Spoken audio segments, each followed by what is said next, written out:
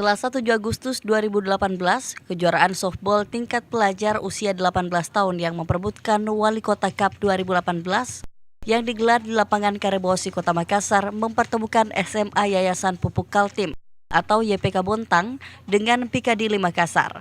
Dalam pertandingan tersebut, Pikadili Makassar yang mengenakan kostum berwarna putih harus takluk di tangan SMA YPK Bontang yang mengenakan kostum berwarna biru dengan skor 6-4.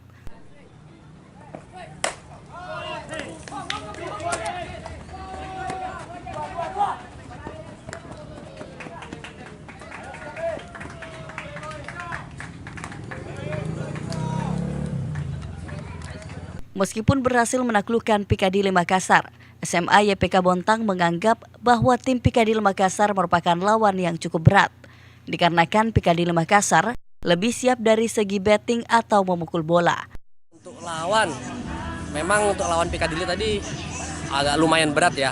Dari segi batting mereka lebih siap, tapi segala persiapan kita lebih siap persiapkan sebelumnya. Kita menang di pitcher, kita menang di defense.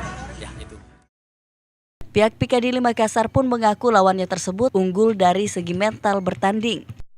Bontang menang dari sisi mental.